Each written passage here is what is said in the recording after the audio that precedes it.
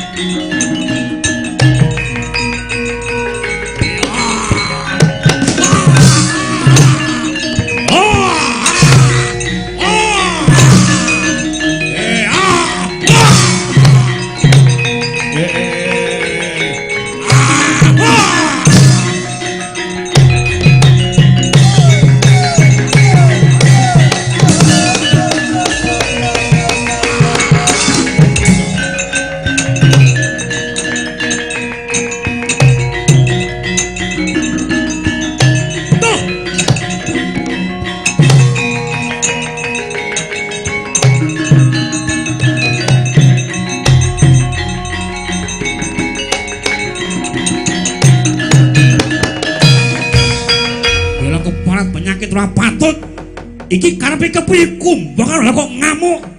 Okeh beteng padha jugruk. Wit sing gedhe mblasah kaya babatan pacing. Kumbakarna, karepmu kepiye Kumbakarna?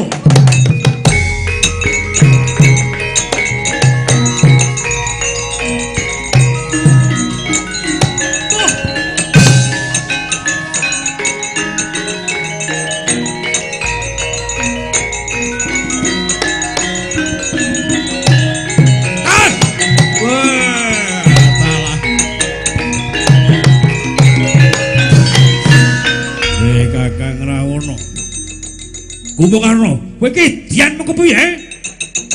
Lah kok banjur baru tak jugruke wit sing gedhe tok blasah pindho babatan pacing. Karepmu kepiye, Kumbakarna? Tak kandhani. Ora ngrumangsani Kakang Rawana. Luputmu tok ide tok kempit. Kowe wani mateni adikku Wibisana. Kakang Rawana. Kaya aduh sing tak tresnani. Aku ora trimo yen to Wibisana pateni. Ayo aku sisakno tinimbang aku urip ora ana gunane ora iso nyanding adikku Kakang. Aku sisakno keparat tugel kulmu setan ra.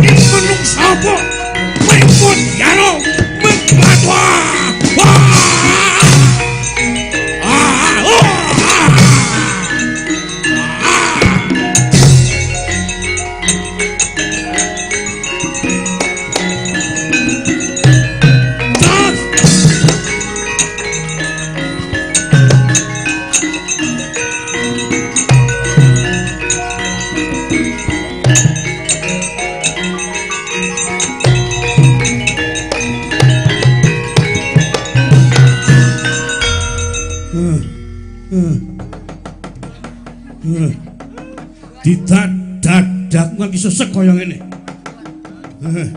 Ora maido kowe rasa. Mergo gedhe kowe, dhuwur kowe, tajahe akeh kowe. Ayo Kakang Rawono. Belakno patine adikku ayo. Sisano aku patenono Kakang Dasamungka. Wah. Kowe pancen bangsat kowe. Kowe iki buta cerita gedheke. Bosan gedhe wani karo wong tuwa keparat iki. Niku makani entek akeh ngerti ora? Lah kan tekan tundone wani karo pun Kakang wis rasa ngandhake kuwi. Ayo aku belakno. Lekno mripatmu jeng kupingmu. Iki aku nyekel apa? Iki pedhang mentok sabet pedhang tugel gulumu kowe.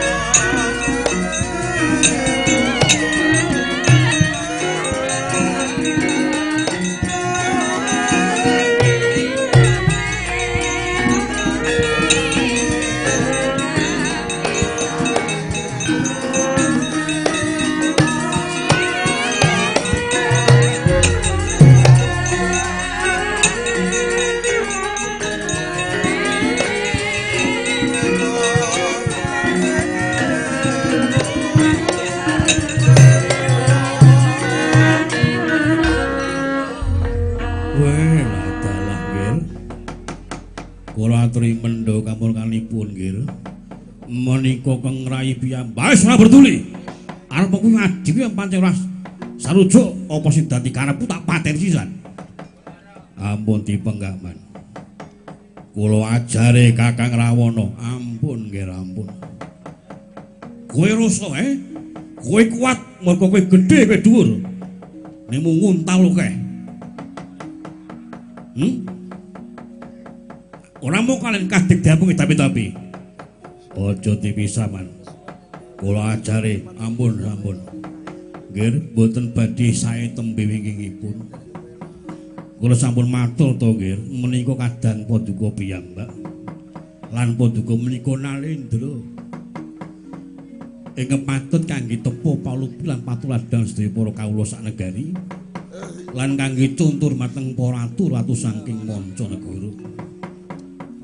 Kula aturi kendel, aturi lerem kamurkanipun nggih. Panjenengan ugi waturi kendel nggih Angger Kumbakarna.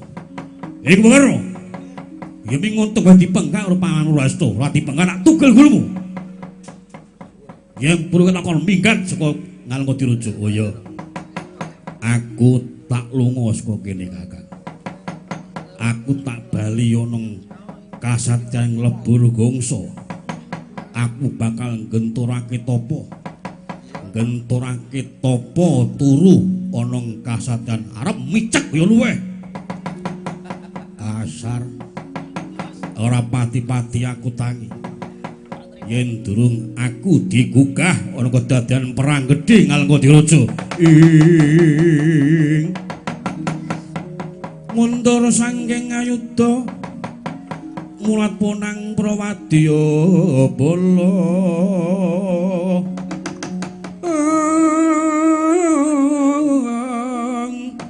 Bandhe berimu nyemangungkung ing gegono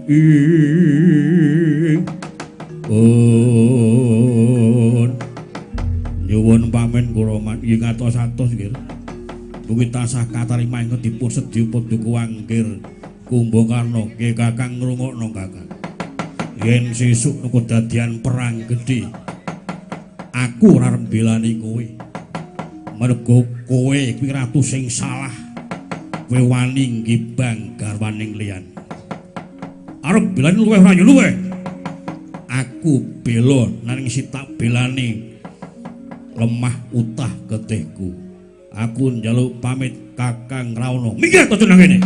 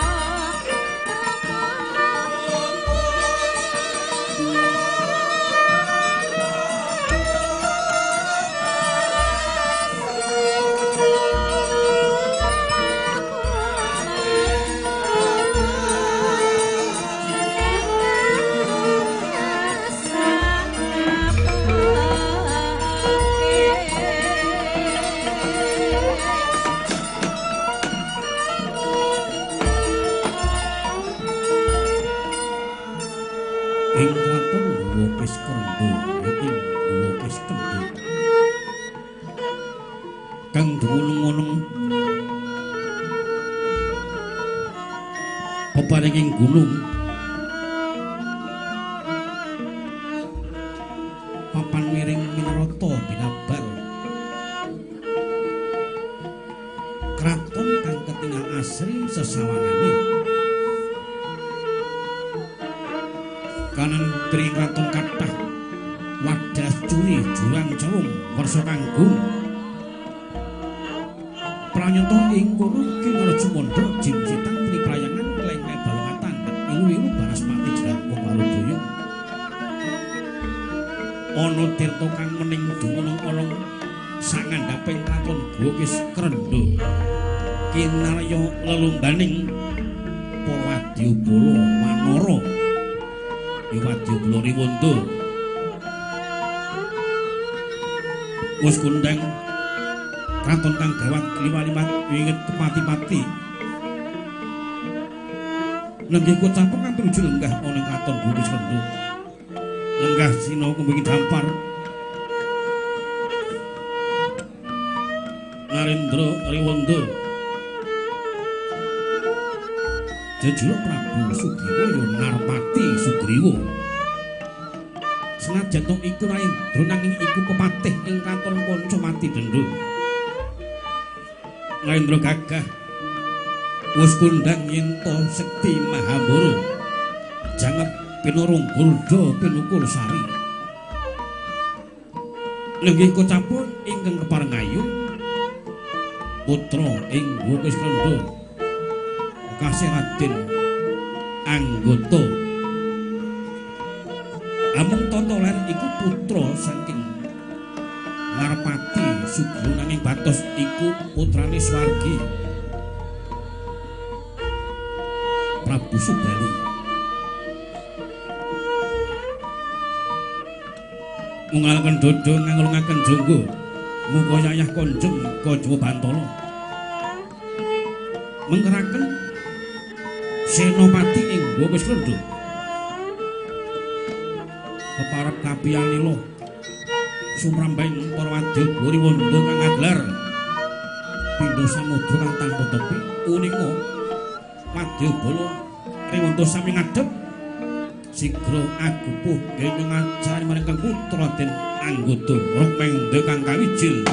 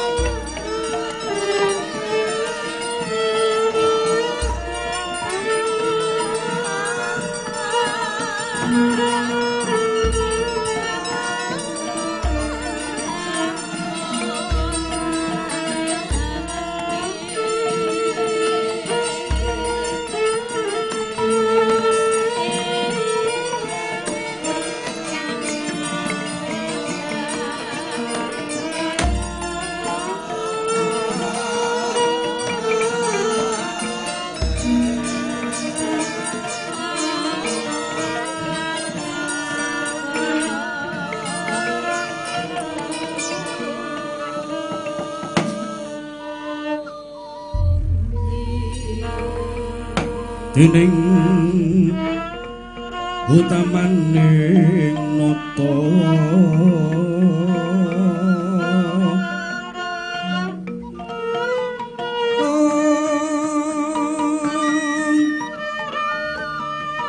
perbuti pawalaksana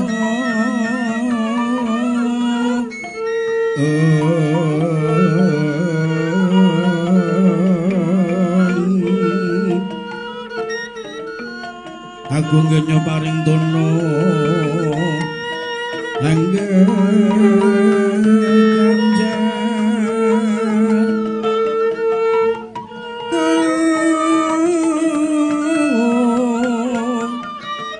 liring kang polaksana mangkono liring kang polaksana mangkono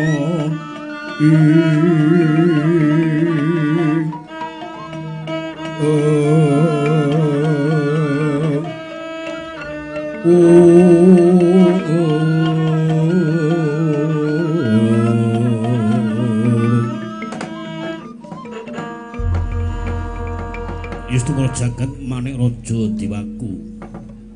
Ani lho. Wonten dawuh sinuwun. Wis padha tok tata Parwadya Kaliwanda Nggih, sampun.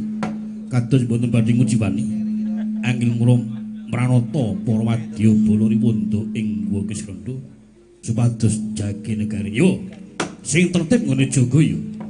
Aja nganti ana trik sandi kaya kang kepengin bakal gawe pitneng para riwanda ing Guwa Kisrandha. Ih, dateng sendika sinuwun. Anggota mboten dawuh. Kepenan ngono ngadep nggih. Nggih, dateng sendika Rama. Kejawi saking menika ingkang mutra ngaturaken sumeping pangtikunjuk saneping teman-teman. Pak Tompo.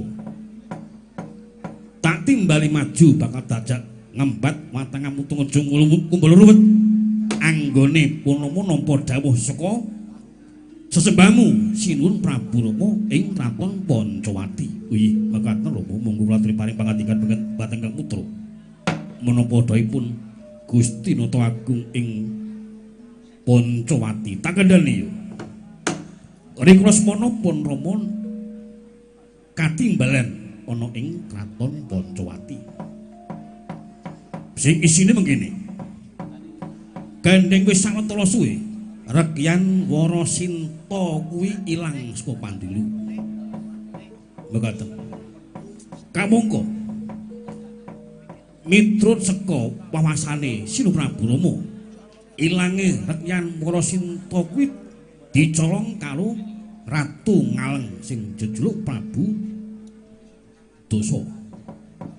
Mekaten. Lajeng lah gandeng kabar sing kaya mengkono ditomar Ratu Gustimu iki bakal nganakake dutan ana Kraton Ngaleng ya Kraton Ngalengka merga punapa nampa kabar yen to Kraton Ngalengka kraton sing jembar kraton sing gedhe jajane gedhe kumarane gedhe wibawane mekaten kamung ratune sing diwatak Angkara Murka Buti Candala badhe ngawontenaken dutan yo kamangka miturut dawing Jawata sing bakal nampa dawuh duta kuwi Wanara nanging Wanara Seta. Mekaten Rama. Kethek pirang-pirang krana sing putih. Iya, boten wonten. Ana putih ning dudu kethek. Semi kethek. Menika lajeng tos putih. Ora kanggo sing semi kaya ngono kuwi.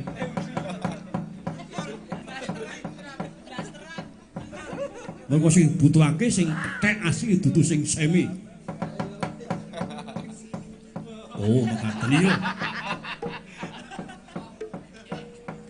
Lah kamangka durung sawetara suwi aku napa suwitane si Senggono. Iya. Bakal ngawu aku Sudarma nang Guwa Kisrandha. Mapan kuwi putrane Kakang Mbok Anjani kuwi isih keponakku dhewe. Cetha yen crita kethek putih Monggo yen to kuwi sowan ana Pancawati bakal napa dawuh supaya nduta ana ing kraton Ngalengka mekaten. Kamangka sing tak golo-golo sing tak gadang-gadang kuwi kowe anggota. Malah iki mengko yen to kedadian sowan ana kraton Pancawati sing jenenge Senggana ya kakangmu Senggana aja dijak. Mengko ndak sinapa dawuh Senggana kowe ora iso muncer ngerti ora? Iki mengko sing tak suwun sing didhawuhi kowe bakal moncer kaprawiramu. Kurang bejane kowe bakal nampa kalenggan paling ora dadi senopati Pancawati. Mekaten. Lah menapa kinten-kinten kula kapitados amargi kula sanes petak wujudipun. Ora putih kowe klawu. Oh iya. Nek apa mengko payu sing klawu timbang putih. Malah saiki toto kabeh para wadyabala riwutut supaya cawis gegaman piranti perangan iki mengko bakal mat ana kraton Pancawati Dendra. Siji meneh sing jenenge Senggana aja nganti melu. Sidhem jroning pasowanan Wadyagung tanpa sabawa.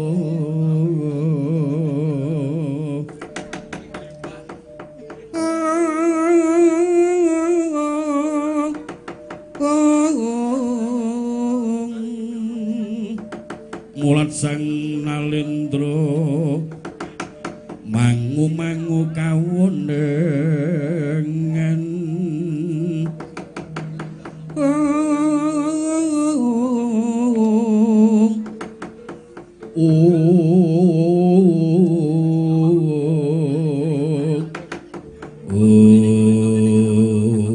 Ngestakaken dawuh paring pamit.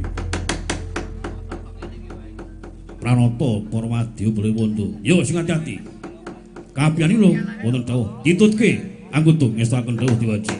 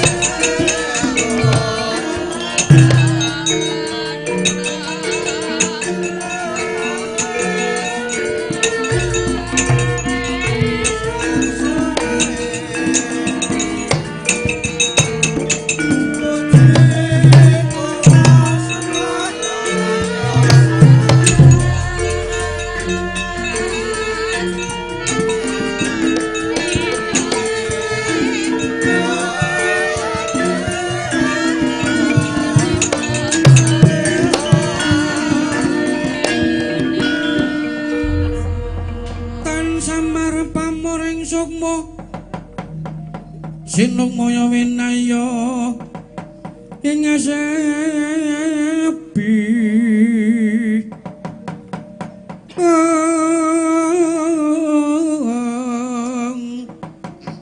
semimpen telenging kalebu pambukaning warana talen saking lip layaping ngaluyu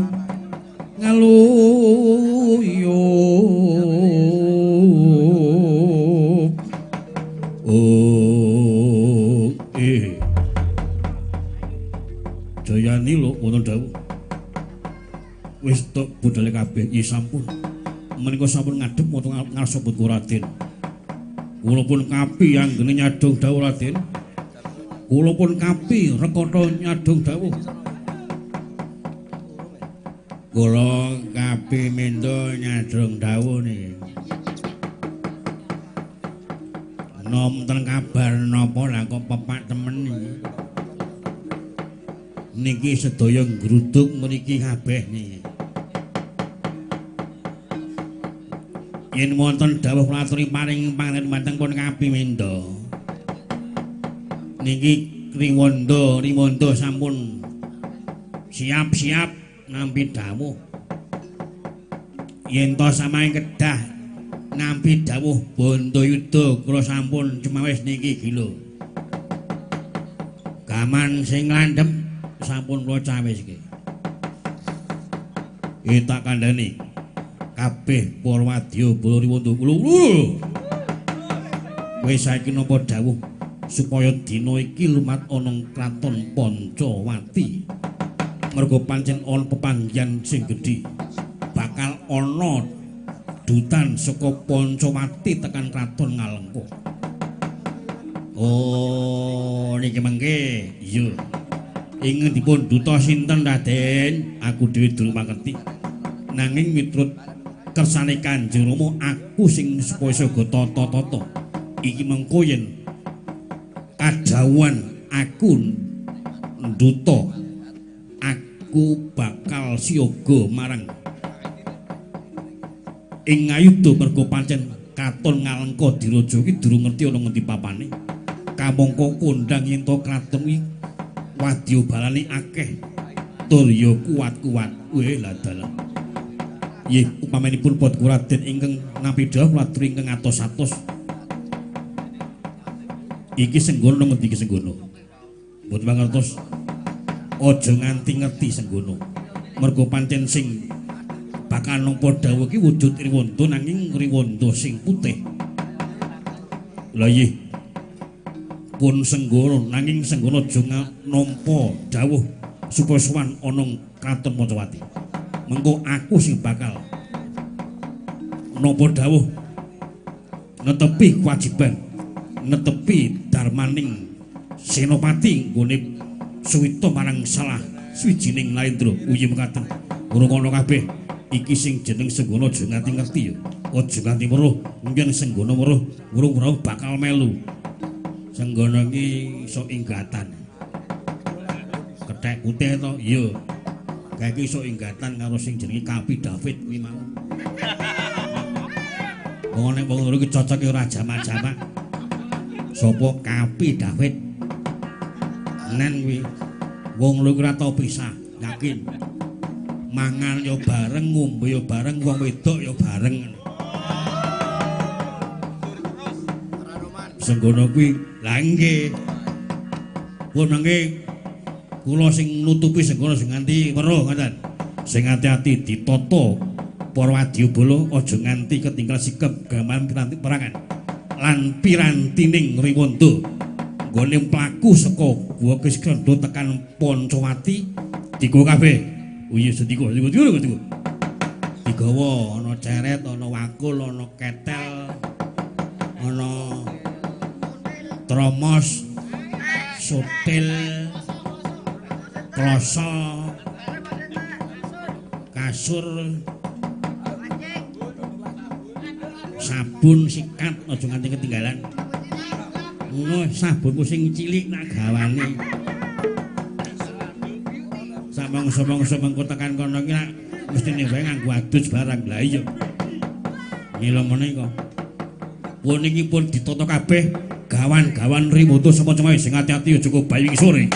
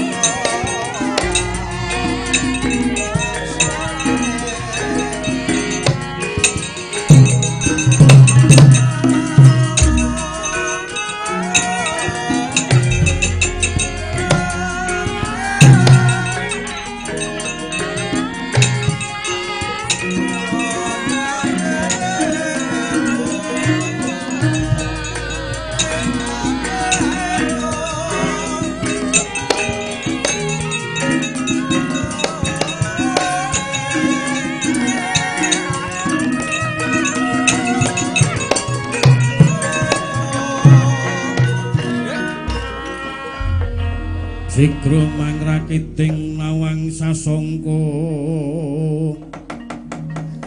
macarana jagatnya kangge narya momong kangge narya momong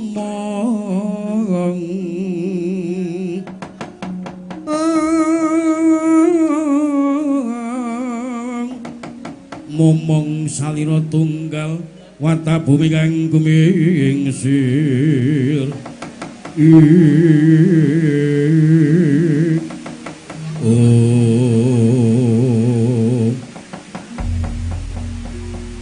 sawise aku rikala semono budal saka ing Cibuk Cangkiran aku nampa dawuh lan kuwi klebu dadi karepku nggone aku bakal ngawawu Sudarma goleki pamanku saklone paman Subali karo paman Sudarma. Wis rada sawetara suwe aku cumandha ana ing Kraton Gumis Renda. Aku iso ketemu marang pamanku dhewe ya paman Sugriwa. Nanging gumunku. Lah kok watak sing dak siya, watak sing drengki sei karo aku. Mongko aku nang kene iki dadi putra keponakne kudune aku iki dikepenake. Nanging kok sabarene ora. Malah aku dadi bature kethek pirang-pirang. Aku dadi reweane kethek pirang-pirang. Oh ya wis ben iki kanggo prihatinku nggon urip ana ing Mercapada.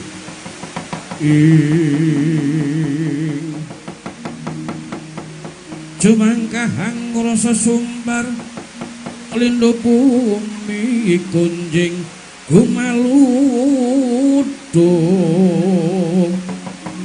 gumaludo guntur ketuk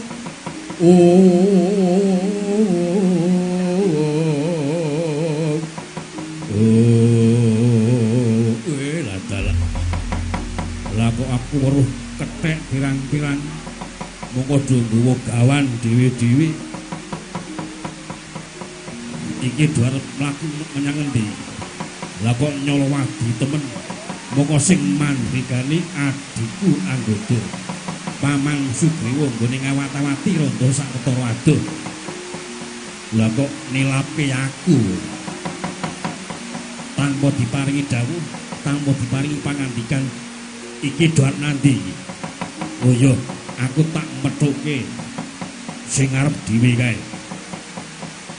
Yen ora kowe sing ngarep dhewe kae adikku Anggoda. Edi, arep menyang endi kowe iki?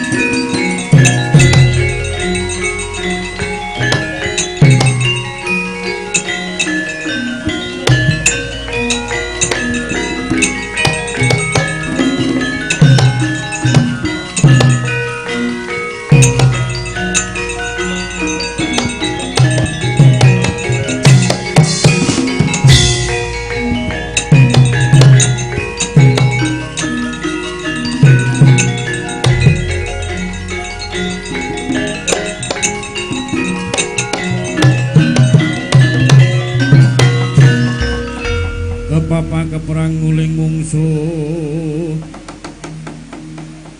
bawatnya bentar mulat risang surang gonggoro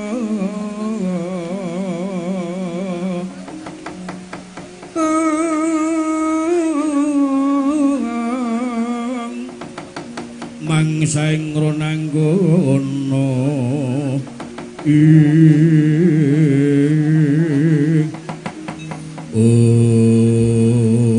wadalah iki Kakang Senggono modhoke aku iya Di ana apa Kakang Senggono tak kandhani yo aku wis nanda sawetara suwe nggonku cemondhok ana ing kraton kowe wis rendheng mongko apa sing dadi dawuhe Paman Sugriwa mesti tak estokake kepara aku dadi batur dadi gedhibane para kethek-kethek aku ora kabutan lah iki kethek pirang-pirang donggo gawan dhewe-dhewe iki arep lunga nang endi lah kok ora taren utawa aku adine ngerti arep lunga nang endi Di Kakang Senggono apa ora bakal aku tedeng aling-aling yo aku nampa dawuh supaya aku sowan ana kraton Pancawati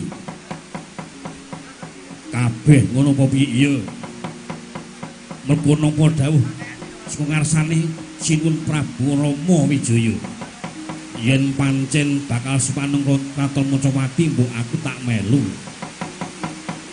aku ki dadi keponakane Paman Sugriwa durung tau weruh kaya ngapa to pasuryane Sinuwun Prabu Rama malah dina iki aku tak melu aku nang mburi dhewe ya ora apa-apa aku ne sowan ana sak jabaning stinggil aku ya ora apa-apa aku tak melu tak kepengin weruh kaya ngapa pasuryane Sinuwun Prabu Rama ora kena melu kowe tetep ora kena melu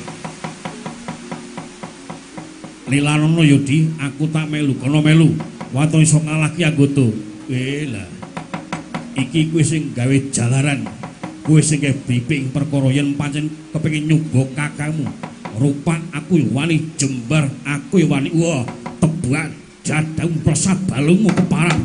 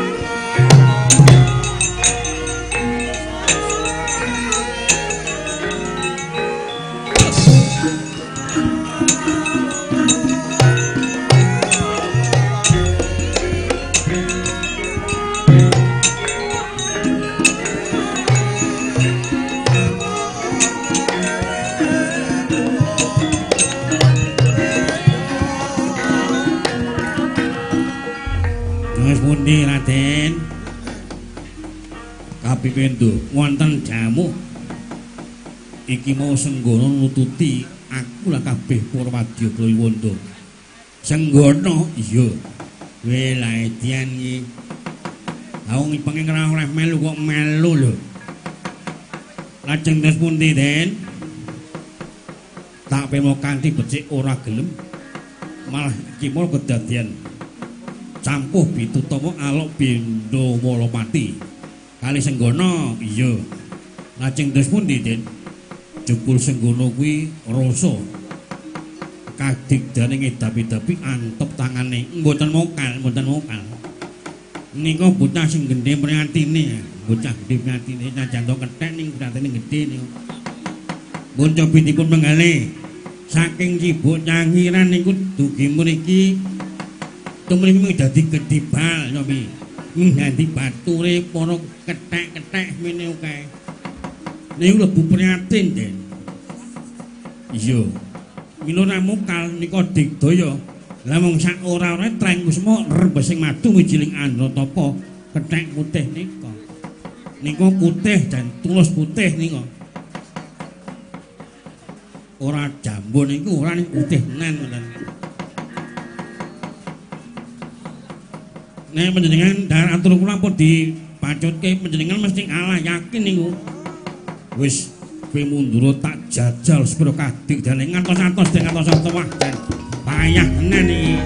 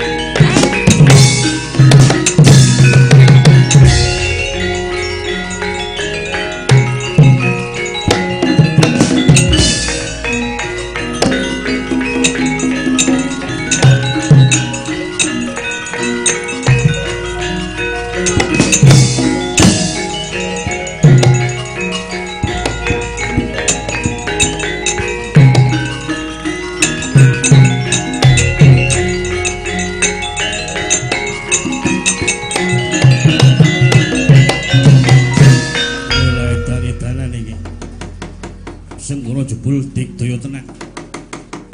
Nganti gamanku kontol. Aku kena gamanku dhewe. Monggo kudu sing ngono ora kena melu tekan Pancawati. Bocah Pedhe Triwanda, kulo. Kabeh siaga tata dikroyok sing ngono. Ayo, pantene sing kroyok sing ngono. Ayo.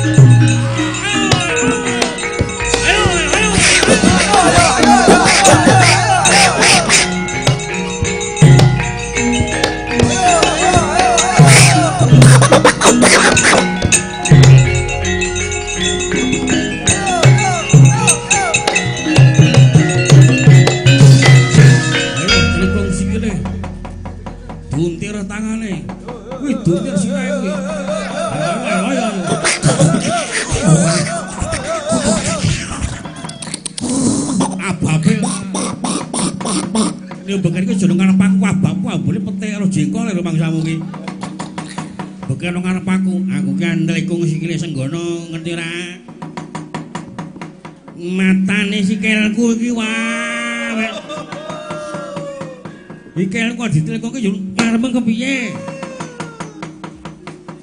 Wah, sorry matamu kuwi. Ngerti sikile rombongan ditelikung tak yo ana wernane putih karo coklat to wingi. Nek iku coklat segono putih ngono. Wah, sikile kaya take wong Eropa iki putih. Ayo ngarang sak awake barang kuwi. Butung sikile ditlikung tangane ayo kethok gulune kuwi. Kocap Raden Senggara dikroyong wadya Bariwanda. Permantya padha salika. Sigra ginugah marmane iku Traing Kusma rembesing madu jiling Andratapa. Satemah Pariwanda bibar pinut tambak menangkan tepung banjir bandang. Ayo ayo ayo ayo.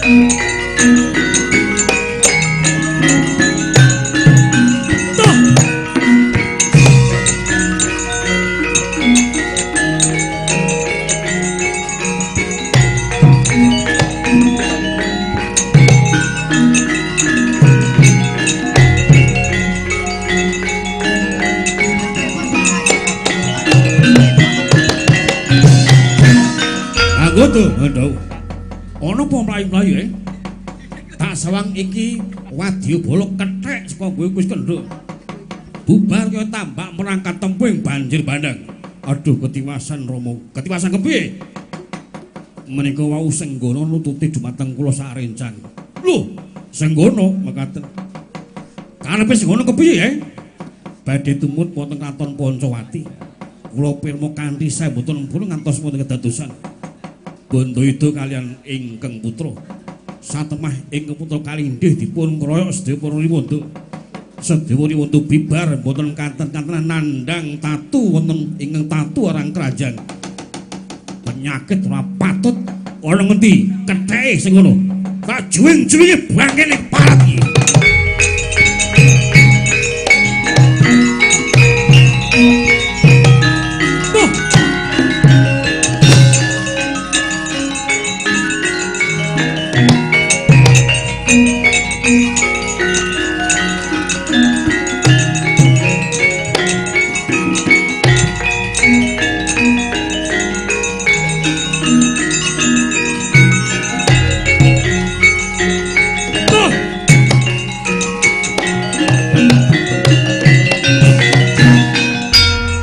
Sungkem paman. Selasa omong kowe.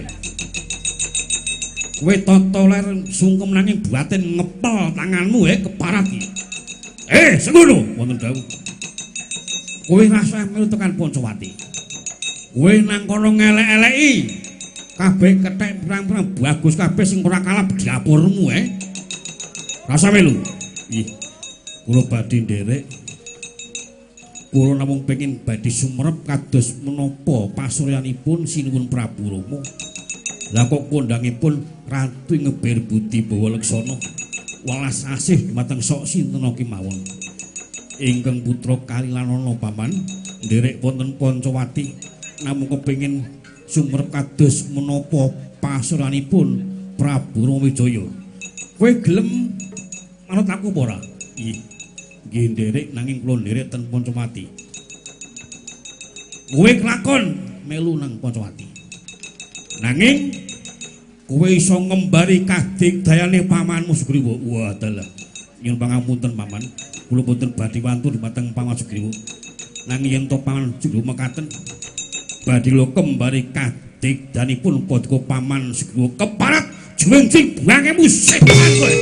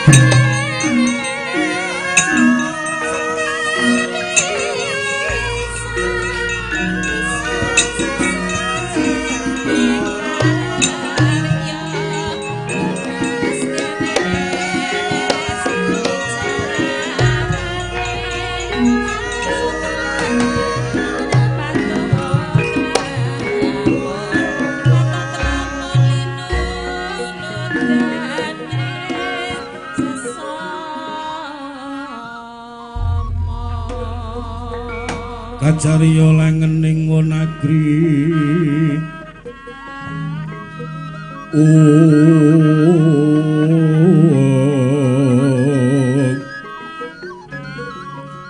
tumuwuh kang anut mangsa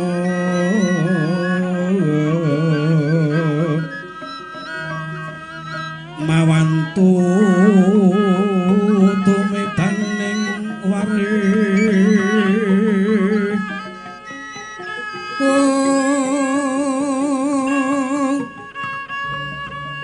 permana kang nesep sarining gembeng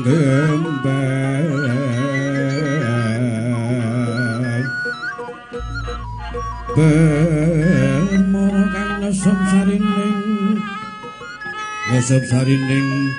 gembeng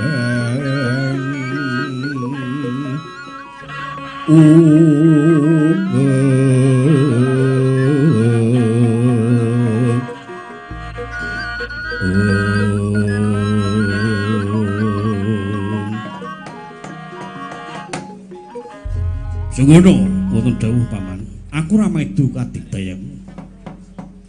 Bisa ora-orane sing ngono ki putrane Kakang Mbok Anjani piye? Isih traengku semua rebesing madu ciling Andratapa. Kurang bojane kowe iki isih traeng Jawata. Matur sembah nuwun paman. Kalilanono ingkang putra nderek paman. Yo, tak milani kowe melu. Nanging nggonmu sowan nang mburi dhewe kowe. Iya sendiku. Kula nderek mawon. Lan nggonmu melu kowe kudu gelem nggawa gawane kethek semono kae-kae.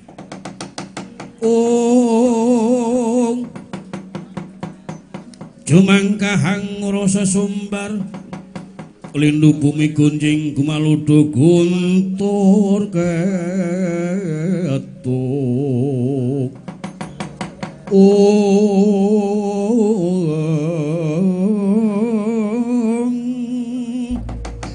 lumepeng joloniti lembah penyu kumembang tukur sang Wisnu Bathara Nedya nglebur bumi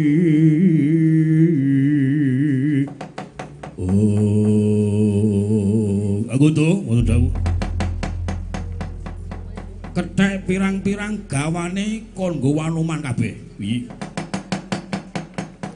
yen kowe kuat nggawa gawane kethek semono kae kowe kelakon sowan Pancawati nanging ra kuat ora kena kowe melu sowan Kraton Pancawati. Iya sendiko paman. Aku tuh ngono dawuh. Kabeh jawi sendiko wis tak dawuh paman.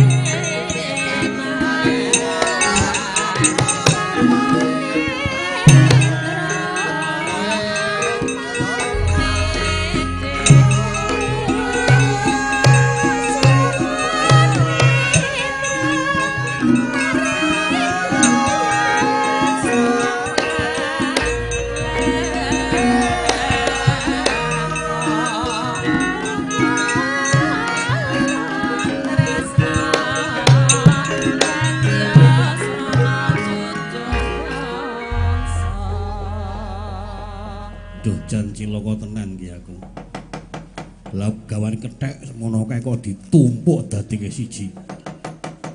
Mongkon nggawa aku tekan Kraton Pancawati. Lelakon apa iki? Ya muga-muga iki dadi prihatinku. nggonku bakal nggayuh marang kautaman urip ana Marcapada. Ya senajan to abota kaya ngapa tak gawane tekan Pancawati. Kocapuk ing kono. Gawaning para kethek-kethek ing Guwa Krisnanda. Sigra den gendhong marang Raden Senggono. Saka aboting gawaning Pariwada satemah genya mbeta gawan Raden Senggono mlajar iso nunjang kethek pirang-pirang satemah bubar.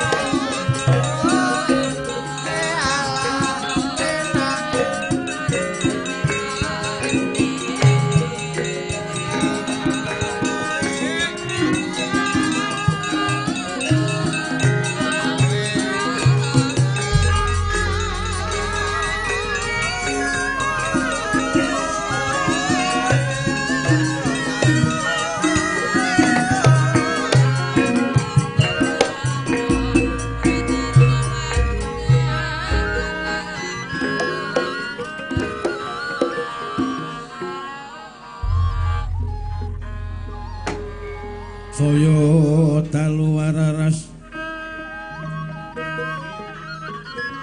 Abiyor surat lintang kang gumedhep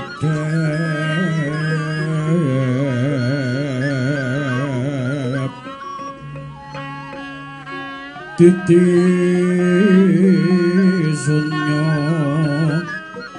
madya latri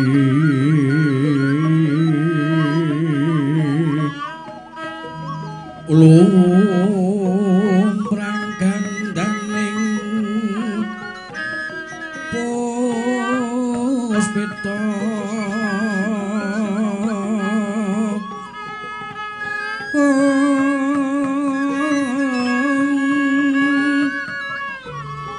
karnaning putyan niro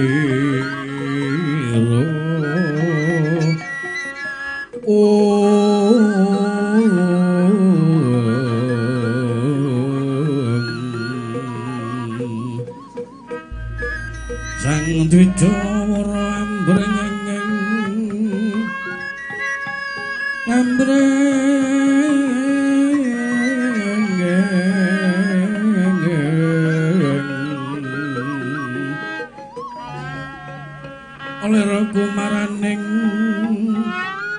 Madu Bronto Madu Bronto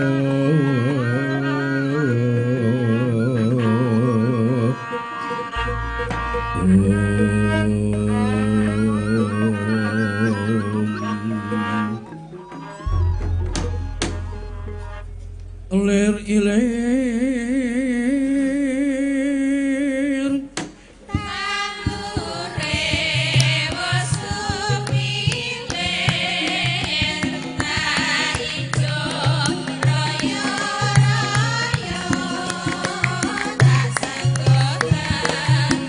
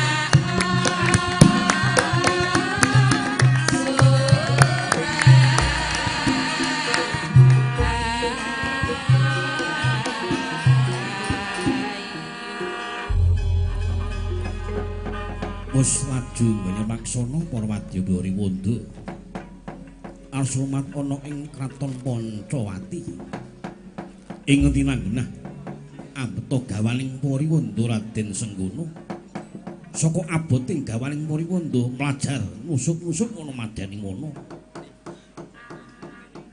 ketingal peteng dedet lelimengan hamung kekayiping kayun kabisa nglamame jeneng Wardaya kapireng swaraning mrijan kang tambuh dununge ngumandhang suwarane uga kapireng swaraning satu ana candrane pangempronging sardula pengakaing dengsaka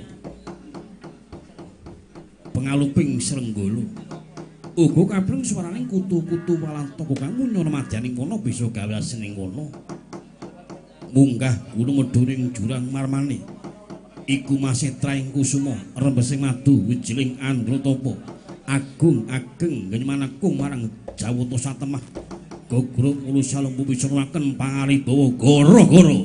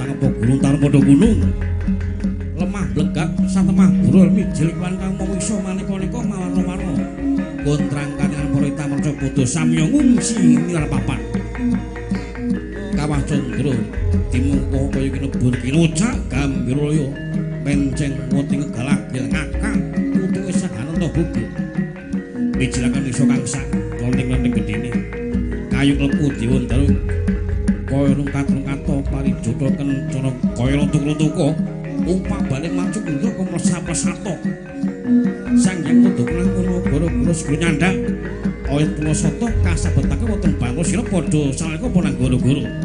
Sileping kawontenan cinarengan swara pintu Gundala Sasra. Gundala gelap sasa sewu gelap sewu bareng. Ing kono hamung kinarya ngurmati Mijil kelas masa pranani ing sami gogojengan. Wonten ngora-ora ombo